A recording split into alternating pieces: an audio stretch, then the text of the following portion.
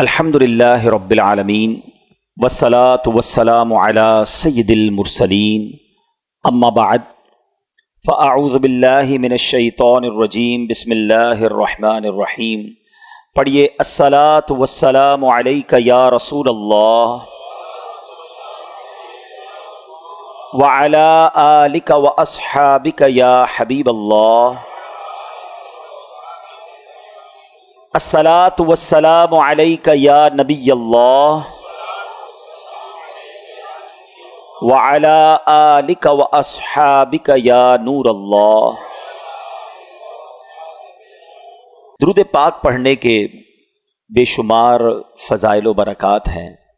کعبے کے بدر الدجا، طیبہ کے شمس الضحیٰ، دافع جملہ بلا، شافع یوم جزا، صلی اللہ تعالی علیہ وسلم کا بڑا خوبصورت فرمان ہے جس کا مضمون ہے کہ بے شک قیامت کی دہشتوں اور دشوار گزار گھاٹیوں سے جلدی نجات پانے والا وہ شخص ہوگا جس نے دنیا میں مجھ پر کثرت سے درود پاک پڑھے ہوں گے.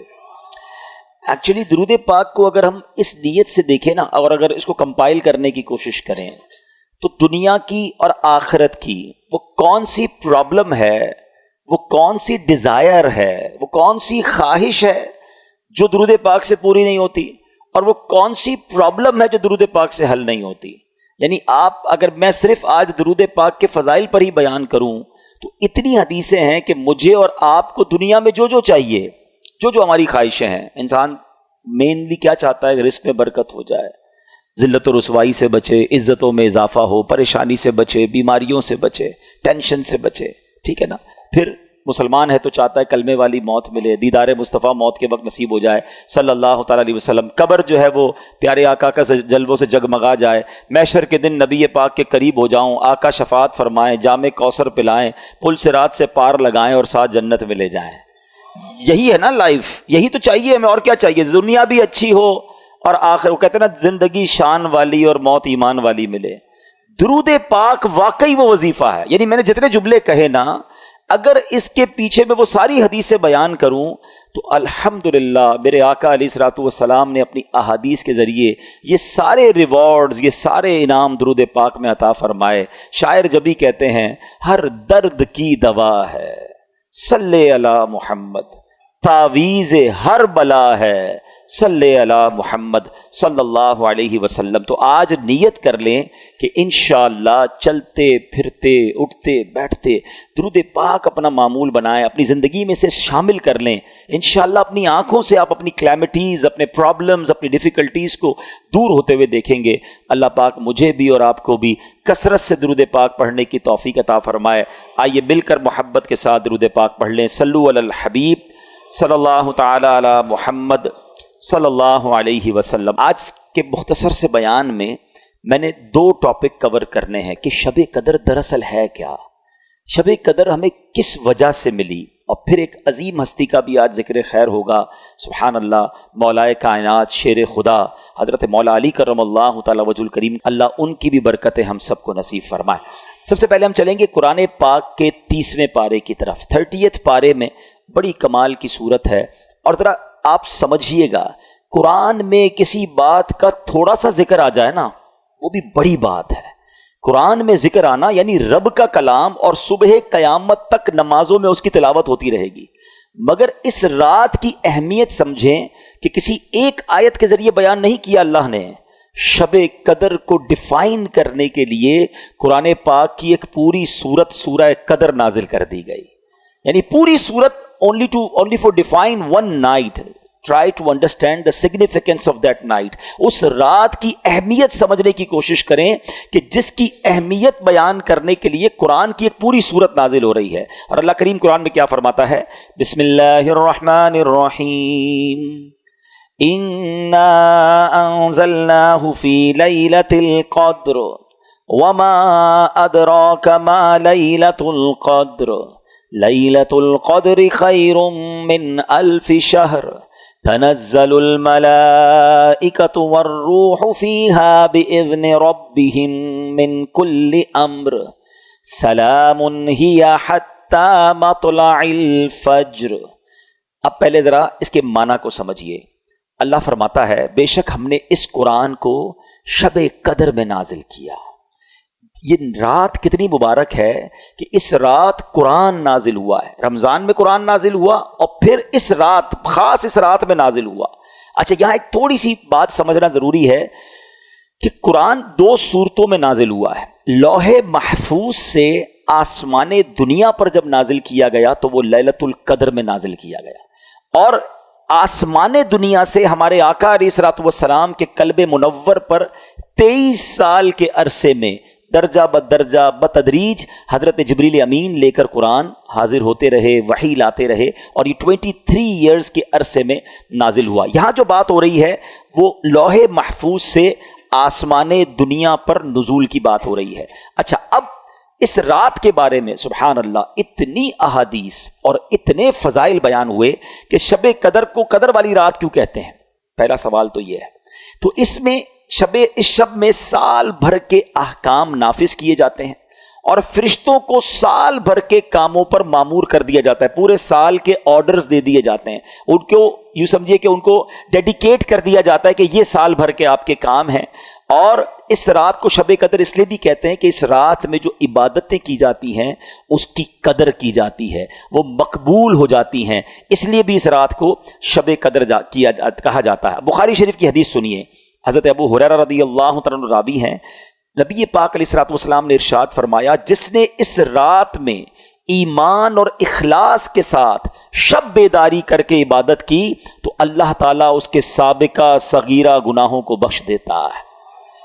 کبیرہ گناہ جو ہوتے ہیں نا وہ توبہ سے معاف ہوتے ہیں، ہم انشاءاللہ توبہ بھی کریں گے، لیکن سارے پچھلے صغیرہ گناہ کس کے معاف ہوتے ہیں؟ جو اس رات شب بیداری کرے اور عبادت میں اس رات کو گزارے. حضرت انس بن مالک رضی اللہ تعالیٰ سے روایت ہے، اور یہ ابن ماجہ کی حدیث ہے، کہ رمضان کا مہینہ آیا تو پیارے آقا علیہ الصلوۃ والسلام نے ارشاد فرمایا بے شک تمہارے پاس ایک مہینہ آیا ہے اور اس میں ایک ایسی رات ہے جو 1000 مہینوں سے بہتر ہے.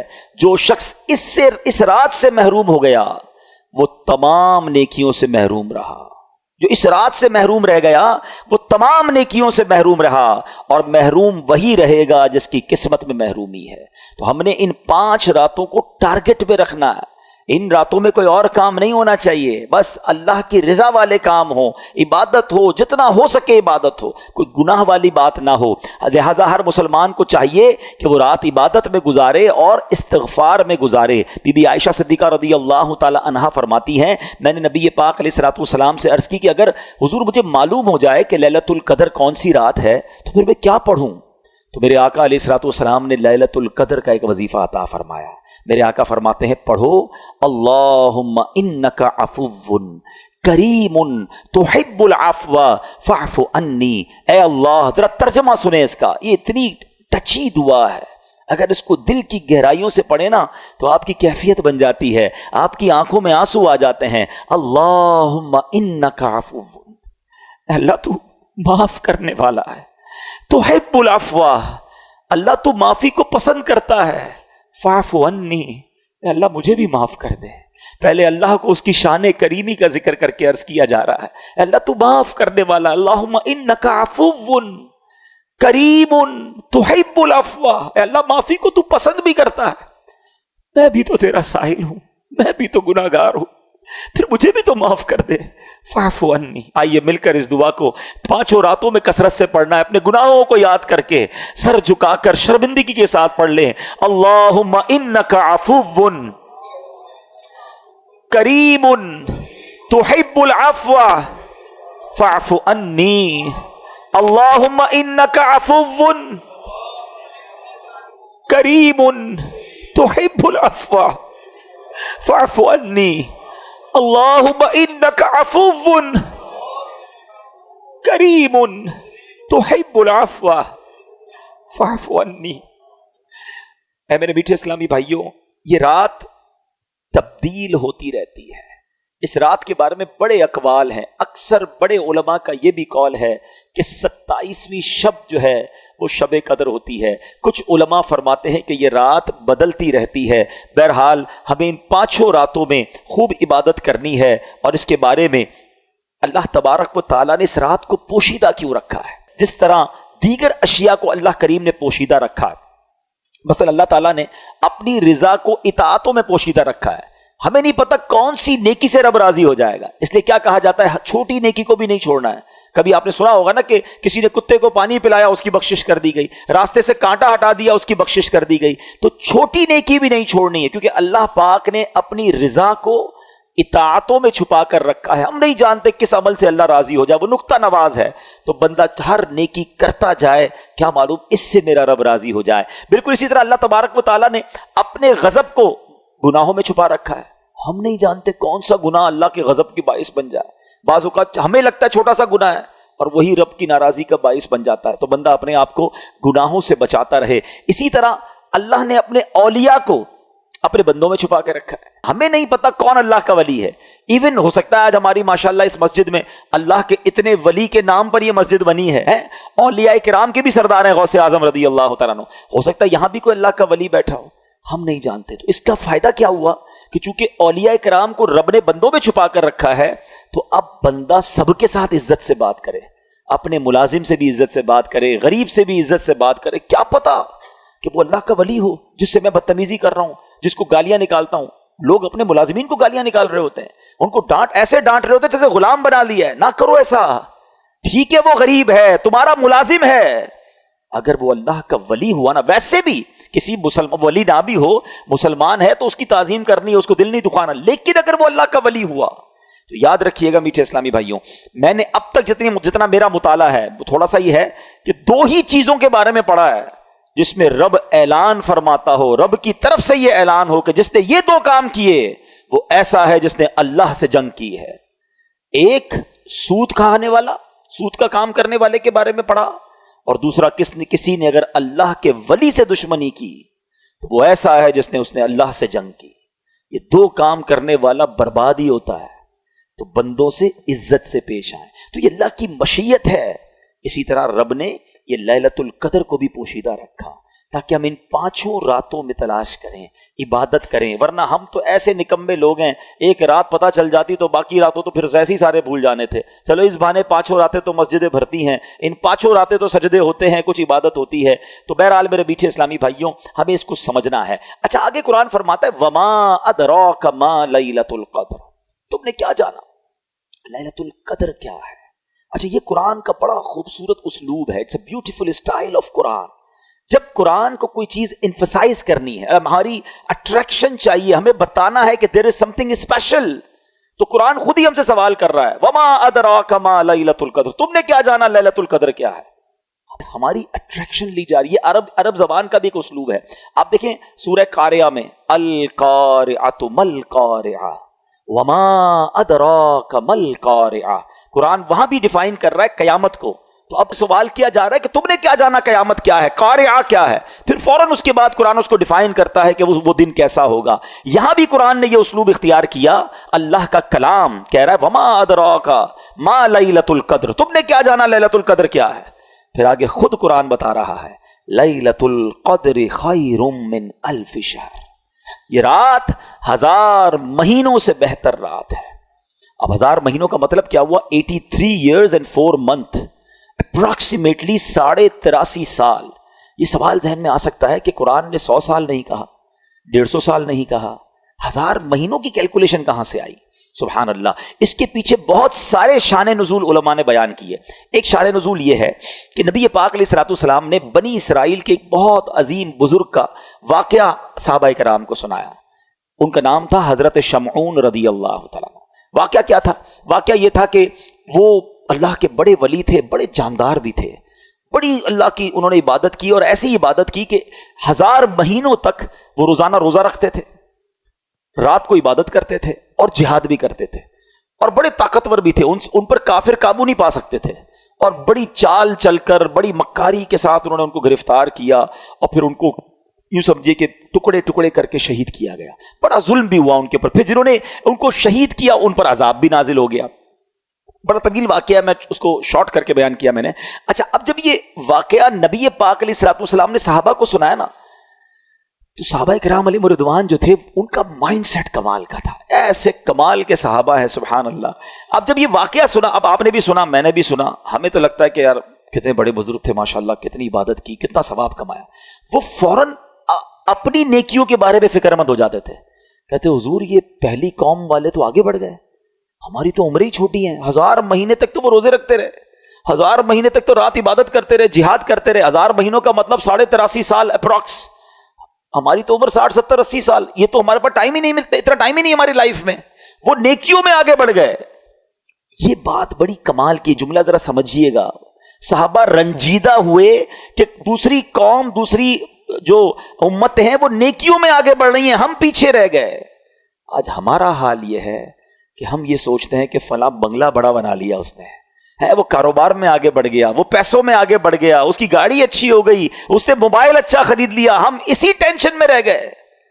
مجھے آج تک یہ بات سمجھ نہیں آتی کہ جو کسی کا گھر، کاروبار یا اس کی ویلتھ دیکھ کر ڈی مورلائز ہوتا ہے، اپنے آپ کو پیچھے فیل کرتا ہے، وہ کسی تہجد گزار کو دیکھ کر کیوں نہیں پیچھے فیل کرتا کہ یار یہ تہجد پڑھتا ہے میں نہیں پڑھتا، یہ روز قرآن پڑھتا ہے میں نہیں پڑھتا، یہ دین کا کام بھی کر رہا ہے، کاروبار بھی کر رہا ہے، میں تو صرف کاروبار کر رہا ہوں، میں تو دین کو ٹائم ہی نہیں دے رہا. میں اپنے آپ کو اس وقت کیوں شائع فیل نہیں کرتا، اس وقت کیوں میرے دل میں یہ بات. یہ صحابہ کرام کا انڈرسٹینڈنگ لیول تھا کہ جب بھی وہ کسی کو نیکیوں میں آگے بڑھتے دیکھتے وہ چاہتے ہم بھی آگے بڑھے.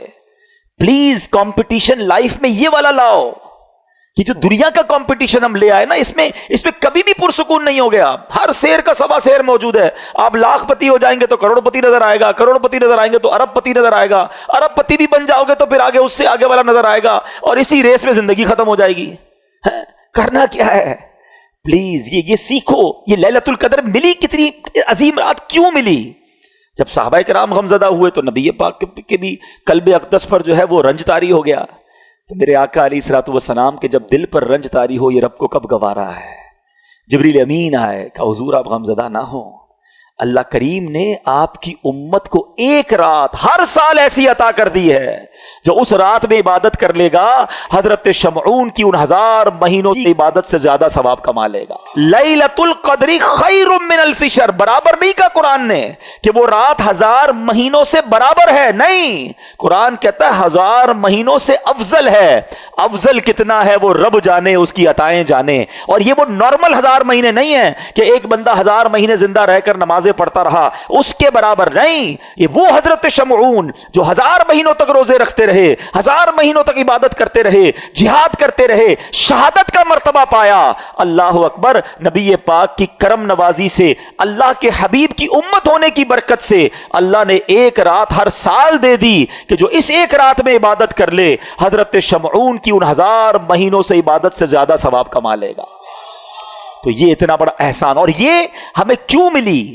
یہ احسان مانو، احسان فراموش نہیں ہونا چاہیے. یہ سب کچھ ملا ہے نبی پاک کے صدقے.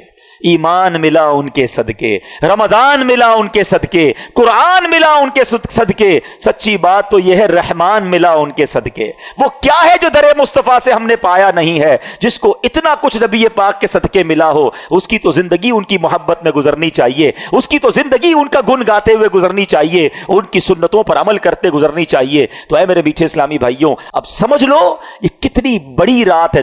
ان بٹوین دوز 5 نائٹس کوئی ایک رات شب قدر ہے.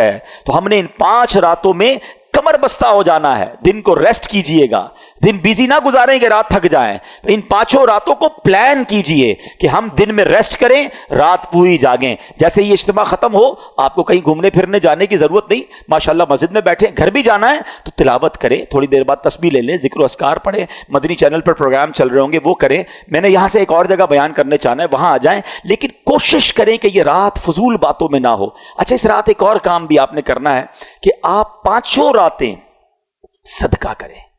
بے شک کچھ بھی کریں، جس کی جتنی حیثیت، 50 روپے کرے، 100 روپے کرے، 1000 کرے، لاکھ کرے، 5 راتوں میں کچھ صدقہ ضرور کر دینا.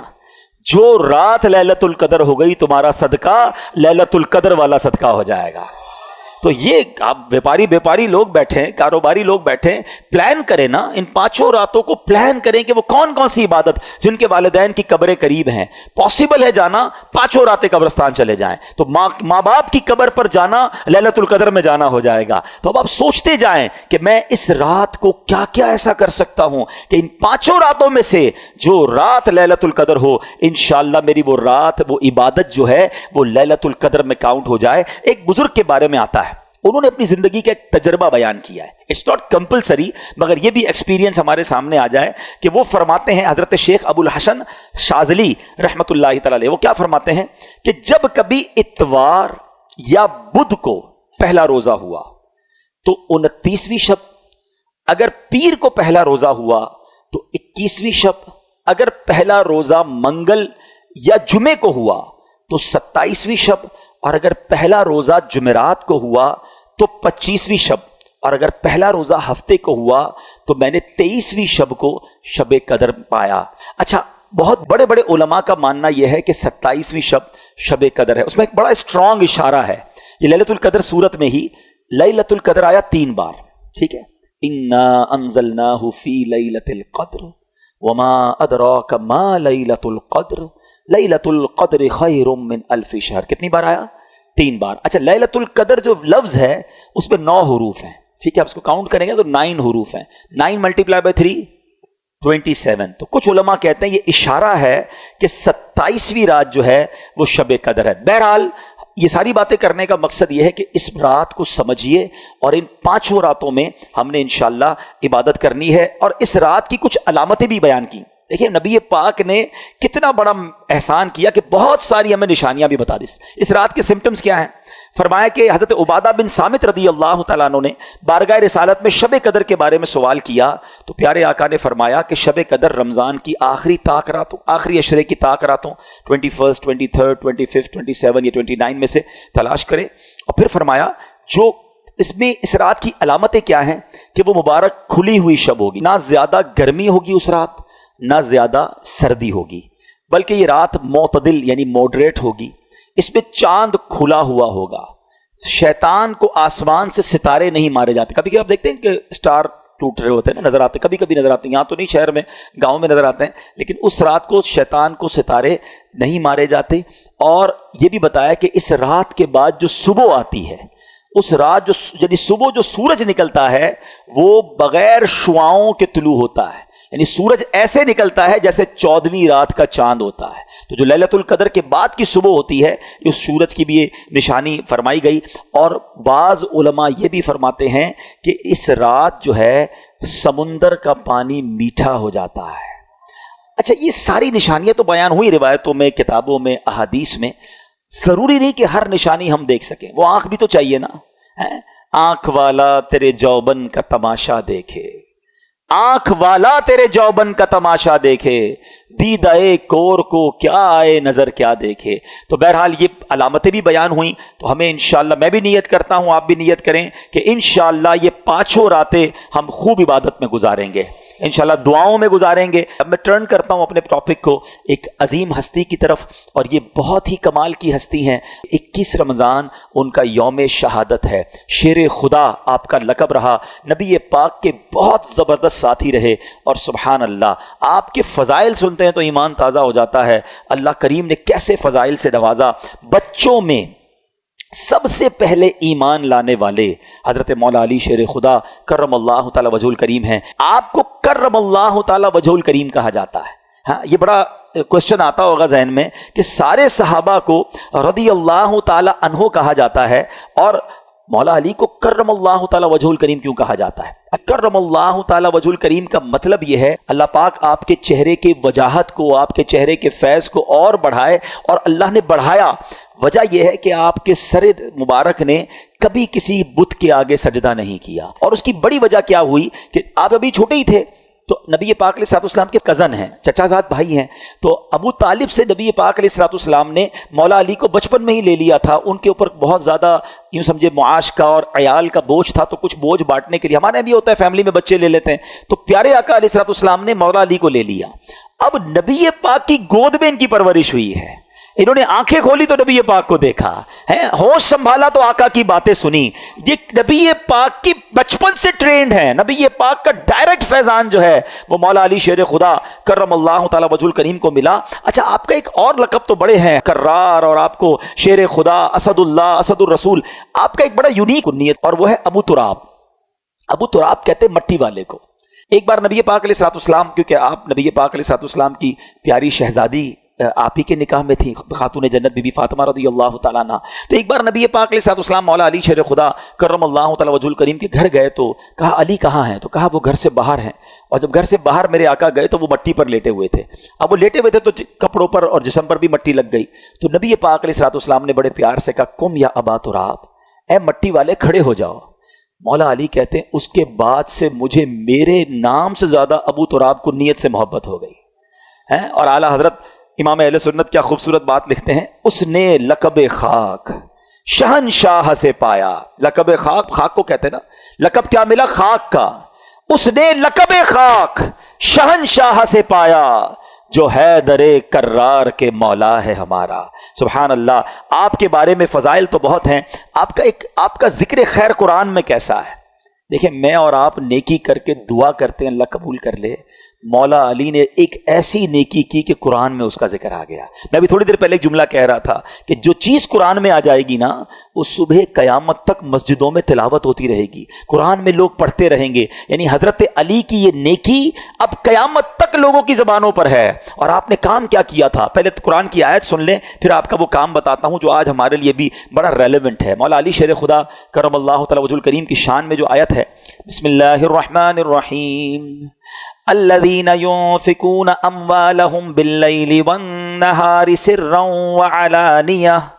وعلانية فلهم اجرهم عند ربهم ولا خوف عليهم ولا هم يحزنون. ترجمہ کنز الایمان، یہ سورہ بقرہ کی آیت نمبر 274 ہے. وہ جو اپنے مال خیرات کرتے ہیں رات میں اور دن میں، چھپے اور ظاہر، ان کے لیے ان کا انعام حصہ ہے ان کے رب کے پاس. ان کو نہ کچھ اندیشہ ہو نہ کچھ غم. مولا علی نے ایسا کیسا صدقہ کیا. حضرت نعیم الدین مراد آبادی جو مفسر قرآن ہے لکھتے ہیں کہ ایک قول یہ ہے کہ یہ آیت حضرت علی کے حق میں نازل ہوئی. ان کے پاس 4 درہم تھے، صرف 4 درہم تھے. آپ نے کیا کیا کہ آپ نے چاروں کو خیرات کر دیا.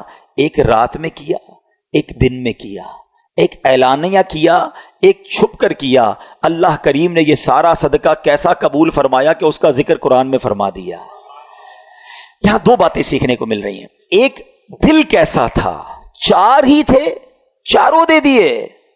ہمارے پاس لاکھوں ہوتے ہیں، تھوڑے نہیں دیتے. 2.5% ہی تو زکوٰۃ ہے نا. وہی لوگوں کو بھاری پڑ رہی ہے، وہی کیلکولیشن میں گھبرا رہے ہوتے ہیں یار یہ بھی بچ جائے زکوٰۃ سے، یہ بھی نکال دو، کسی طرح اس کی بھی نہ دینی پڑے. اچھا پچھلے سال دی تھی دوبارہ دینی پڑے گی. سوال بھی ایسے کرتے کہ سمجھ نہیں آ رہا کیا چاہ رہا ہے بھائی. حضرت وہ پچھلے سال دے دی تھی، سونا وہی ہے تو دوبارہ دے دیں.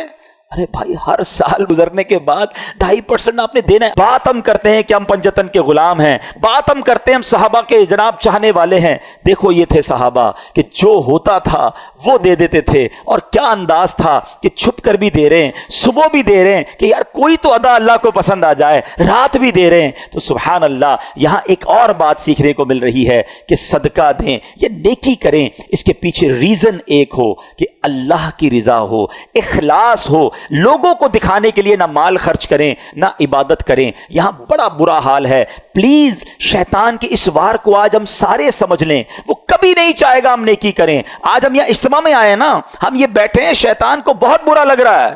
اب وہ پلان کر رہا ہوگا یار اس کی رات برباد کیسے کریں. تو اب ہم بھی تو شیطان کی باتوں میں آ جاتے ہیں. اب باہر نکل کے کہیں گے یار ماشاءاللہ آج رات تو بڑا مزہ آیا، میں تو پہلے سے ہی چلا گیا تھا، صلاۃ التسبیح بھی پڑھی، اس کے بعد بیان بھی سنا، ذکر بھی ہوا، دعا میں تو میرے بڑے آنسو بھی بہے. بھائی اب آپ اپنی پوری کارکردگی کیوں کسی کو دینا چاہتے ہیں؟ سوچئے. اگر تو اچھی نیت ہے کہ اگلے بار پھر اجتماع میں کسی کو بلانا ہے پھر تو ٹھیک ہے، انما الاعمال بالنیات. لیکن نیت یہ ہے کہ سامنے والا کہے کہ یار ماشاءاللہ آپ تو بڑی نیکیاں کما رہے ہیں. اپنے دل سے پوچھیں، اللہ کے لیے کام کریں، اللہ کی رضا کے لیے صدقہ دیں، اللہ کی رضا کے لیے نیکی کریں. یا ایک سوال چھوڑی جا رہا ہوں، ٹھیک ہے؟ پہلے تو اخلاص کی ایک تعریف علماء نے بیان کی، بہت ساری تعریفیں ہیں، اس میں سے ایک تعریف علماء نے یہ بیان کی کہ اخلاص یہ ہے کہ جس طرح تم اپنے گناہوں کو چھپاتے ہو اس طرح اپنی نیکیوں کو چھپاؤ. اب بتائیے، میں اور آپ چاہتے ہیں ہمارے گناہ کسی کو پتہ چل جائے؟ ہم میں سے کوئی نہیں چاہتا. نیکیاں پتہ نہ چلیں تو ٹینشن شروع ہو جاتی ہے. یار کوئی تو طریقہ ہوگا جس سے پتہ چل جائے کہ میں نے اس بار کتنی زکوٰۃ دی ہے، تو کتنی روزے رکھے، تو کتنے تراویحاں پڑھی، تو اور کتنی تلاوت کی. کیوں کرتے ہیں ایسا؟ اپنے دل سے پوچھیں. یہی شیطان مردود چاہتا ہے کہ ہماری نیکیاں ڈسٹرائے ہو جائیں اور ہم اس کی واروں میں آ جاتے ہیں. مولا علی شیر خدا کرم اللہ تعالی وجہ الکریم کا یہ ذکر خیر ہمیں بتا رہا ہے کہ اللہ کی رضا کے لیے عمل ہو. آپ تو اللہ کی رضا کے لیے کیسا کام کرتے تھے. ایک بار ایک غزوے میں کسی سے لڑائی ہو رہی تو آپ اس کافر کے سینے پہ چڑھ گئے. اس کافر نے کیا کیا؟ آپ کے چہرے پہ تھوک دیا. دشمن خدا نیچے ہے، ہاتھ میں تلوار ہے، اور مولا علی جیسی شخصیت ہے، کتنی شجاعت والے ہیں، اور چہرے پہ تھوک دیا اس ظالم نے. آپ ہٹ گئے، آپ نے اسے چھوڑ دیا. وہ کہتا ہے اے علی یہ کیا ہے؟ میں تمہارے نیچے تھا، ہاتھ میں تلوار تھی، اور میں تمہارا دشمن ہوں، اور میں نے تمہارے لیے ایک برا عمل کیا، چہرے پہ تھوک دیا. میں تم سے پہلے جو لڑ رہا تھا وہ اللہ کے لیے لڑ رہا تھا. جب تم نے میرے چہرے پر تھوکا تو اب میرا نفس بھی شامل ہو گیا، میرے دل کا غصہ بھی شامل ہو گیا. اب اگر میں تجھے قتل کرتا تو شاید وہ اللہ کے لیے نہ ہوتا. یہ اخلاص دیکھ کر وہ غیر مسلم کلمہ پڑھ کر مسلمان ہو گیا کہ یہ اسلام اور یہ مسلمان ہے جو ہر عمل اللہ کے لیے کرتے ہیں. مگر ہم شاید اب ایسے ہو گئے کہ شاید کوئی عمل اللہ کے لیے نہیں کرتے. ہر کام میں دنیا کا مفاد ہے، دنیا کی واہ واہ ہے. میں ایک سوال چھوڑ کر اپنا بیان اب ختم کرتا ہوں کہ ایک سوال اپنے آپ سے ضرور کیجئے گا کہ میرے پاس، آپ کے پاس ایسی کتنی نیکیاں ہیں جو فقط میں جانوں اور میرا رب جانے. یہ سوال ضرور کیجئے گا. شاید پھر شرم آنے لگے گی کہ یار جو نیکیاں میں نے اکیلے میں بھی کی تھی نا، کسی کو نہیں پتا تھا، وہ بھی کوئی نہ کوئی بہانہ کر کے، کوئی نہ کوئی راستہ ڈھونڈ کے میں نے بتایا ضرور کسی کو. نہ کریں ایسا. اللہ کریم تربت مولا علی پر کروڑوں رحمتوں کی بارش نازل فرمائے اور ان کے صدقے ہماری مغفرت فرمائے. جہاں میں نے چیریٹی کی بات کی، اللہ کی راہ میں خرچ کرنے کی بات کی، سب سے پہلے اپنے حقدار غریب رشتہ داروں کو آپ نے دیکھنا ہے، اور اس کے بعد عاشقان رسول کی ایک عظیم و شان مدنی تحریک دعوت اسلامی. یہ تحفہ بھی تو دعوت اسلامی نے دیا ہے نا. اس علاقے میں ہمارا ارمان تھا کہ مسجد بنے، اور ایسا ہی کام دعوت اسلامی ساری دنیا میں کر رہی ہے. الحمدللہ سال کی 600 سے زیادہ مسجدیں بنانے والی، 5200 سے زیادہ مدرسے چلانے والی، 3.25 لاکھ بچوں کو بغیر فیس کے قرآن پاک اور درس نظامی کروانے والی، 92,000 سے زیادہ حافظ قرآن بنا دینے والی، ہزاروں اسلامی بھائی اور اسلامی بہنوں کو عالم اور عالمہ کورس کمپلیٹ کروا دینے والی، 39,000 سے زیادہ تھیلیسیمیا کے مریضوں کو بلڈ مہیا کرنے والی، پورے پاکستان کی سڑکوں پر پلانٹس لگا کر، پودے لگا کر اس کو درخت بنانے والی، اور ہمارے لاکھوں مسلمانوں تک راشن اور کیش پہنچانے والی، مدنی چینل چلا کر ہمارے گھر میں پہنچ کر سنتیں اور علم دین پہنچانے والی، اور کڈز مدنی چینل کے ذریعے ہمارے بچے ان کو سنتوں کی طرف لانے والی آرگنائزیشن ہماری دعوت اسلامی ہے. تو کیوں نہ اتنے بڑے اس کاروان کا ہم بھی حصہ بنے. تو اپنے صدقات، اپنی زکوٰۃ، اپنے فطرے کے اندر بھی اپنی دعوت اسلامی کو ضرور یاد رکھیں. فطرہ بھی آپ نے سب نے دینا ہے اور بہترین دینا ہے، یہ یاد کر لیجئے. جس کو اللہ نے نوازا ہے، اللہ نے نوازا ہے. تو احادیث میں 4 قسم کا فطرہ بیان ہوا، اور اس میں کشمش کا، جو کا، کھجور کا اور گندم کا. جب دینے کی باری آئے تو اچھے دل کے ساتھ دیں. روزانہ افطار میں اجوا کھجور کھانی ہے اور فطرہ گندم کا دینا ہے، یہ تو بات ٹھیک نہیں ہے نا. اللہ نے جب اجوا دی ہے، اللہ نے بہترین کھانے دیے، تو یہ بھی شکر کا انداز ہے. یا اللہ تو نے مجھے بہترین رکھا، میں تیری راہ میں خرچ بھی بہترین کروں گا. ایک بار پھر جو ہمیں دعا نبی پاک کی حدیث سے سیکھنے کو ملی، 3 بار مل کر پڑھیں گے. اللہم انک عفو کریم تحب العفو فاعف عنی. اللہم انک عفو کریم تحب العفو فاعف عنی. اللہم انک عفو کریم تحب العفو فاعف عنی. الصلاۃ والسلام علیک یا نبی اللہ وعلی آلک واصحابک یا نور اللہ. الحمدللہ رب العالمین والصلاة والسلام علی سید الانبیاء والمرسلین. یا ارحم الراحمین یا ارحم الراحمین یا ارحم الراحمین. یا ربنا یا ربنا یا ربنا یا ربنا یا ربنا اللہم انک عفو کریم تحب العفو فاعف عنا یا غفور فاعف عنا یا کریم اللہم انک عفو کریم تحب العفو فاعف عنا یا کریم اللہم انک عفو کریم تحب العفو فاعف عنا یا کریم اللہم اجرنا من النار اللہم اجرنا من النار اللہم اجرنا من النار ربنا تقبل منا انک انت السمیع العلیم وتب علینا یا مولانا انک انت التواب الرحیم اللهم ربنا آتنا في الدنيا حسنة وفي الآخرة حسنة وقنا عذاب النار اللهم ربنا لا تؤاخذنا يوم القيامة اللهم ربنا لا تؤاخذنا يوم القيامة اللهم إنا نسألك الأمن يوم الخوف اللهم إنا نسألك الأمن يوم الخوف ربنا لا تؤاخذنا يوم القيامة ربنا ولا تحملنا ما لا طاقة لنا به واعف عنا واغفر لنا وارحمنا انت مولانا فانصرنا على القوم الكافرين اے ڈوبتوں کو بچانے والے، اے بے قصوں کی دستگیری کرنے والے، اے گناہگاروں کی بخشش فرمانے والے مولا، تیرے گناہگار بندے تیرے دربار میں ہاتھ اٹھائے حاضر ہیں، ہماری حتمی مغفرت کر دے، ہمارے صغیرہ گناہ بھی معاف کر دے، ہمارے کبیرہ گناہ بھی معاف کر دے، ہمارے چھپ کر کیے ہوئے گناہ بھی معاف فرما، ہمارے اعلانیہ گناہ بھی معاف۔ اللہ اگر تو نے ہمیں معاف نہ کیا ہم کدھر جائیں گے؟ تیرے سوا کون ہے جس کے دربار میں ہم مغفرت طلب کریں؟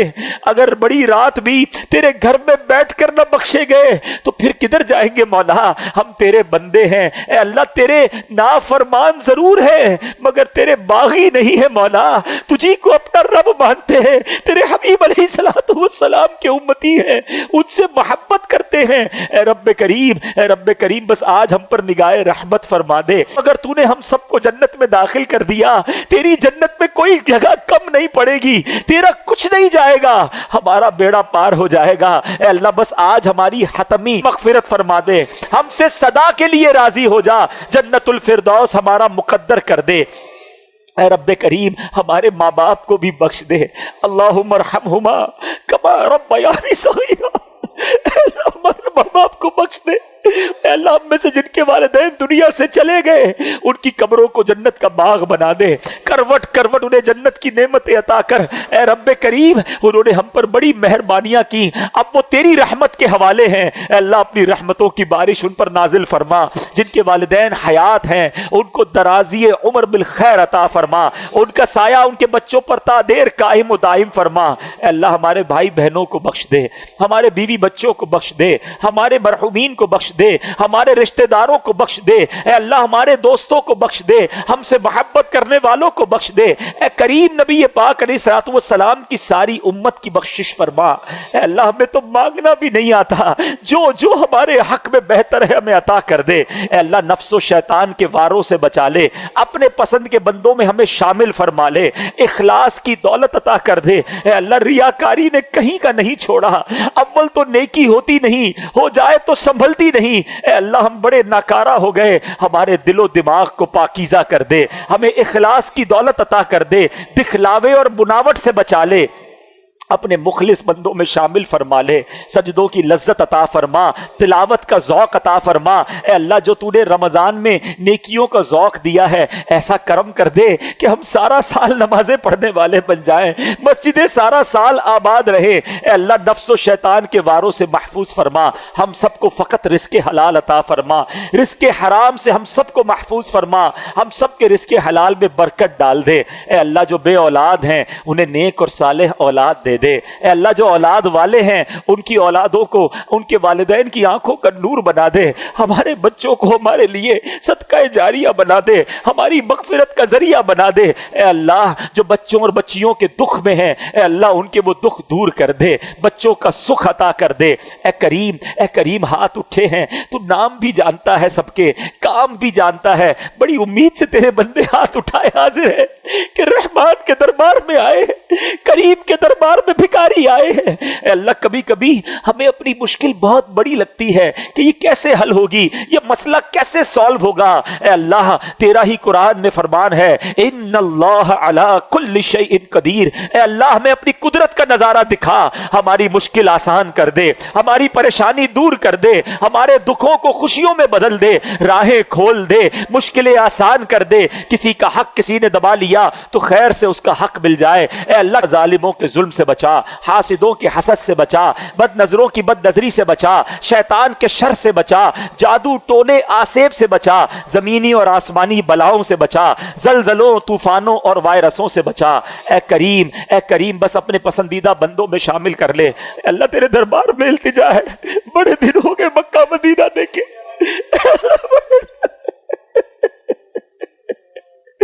کریم مولا جلدی مکہ دکھا دے، جلدی کعبہ دکھا دے، تیرے حبیب کا روضہ دکھا دے۔ اے اللہ اسی سال ہمیں حج کی سعادت عطا فرما، بار بار سال میں کئی بار نبی پاک کے روضے کی حاضری ہمارا مقدر فرما دے، اور جب ہمارا وقت آخر ہو ہمیں ایمان اور عافیت کے ساتھ میٹھے مدینے میں موت عطا فرما، جنت البقیع میں مدفن عطا فرما، جنت الفردوس میں پیارے آقا کا پڑوس نصیب فرما۔ اے اللہ ہماری دعوت اسلامی کو ترقی عطا فرما۔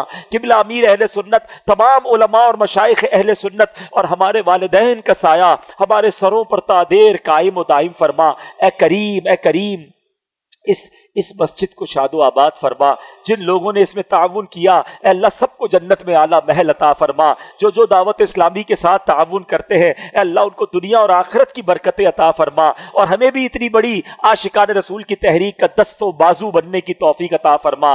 اس مسجد کے امام صاحب کو اے اللہ اور درازی عمر بالخیر عطا فرما، ان کی آواز میں علم میں اور برکتیں عطا فرما۔ اے رب کریم ہم جو مانگ سکے وہ بھی دے دے، جو نہیں مانگ سکے ہمارے حق میں بہتر ہو وہ بھی عطا فرما۔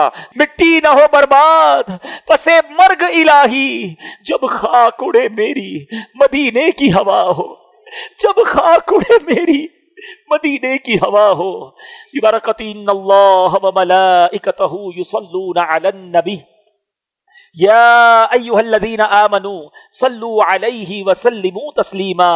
صلی اللہ علی النبی الامی وآلہ صلی اللہ علیہ وسلم صلاۃ و سلاما علیک یا سیدی یا رسول اللہ۔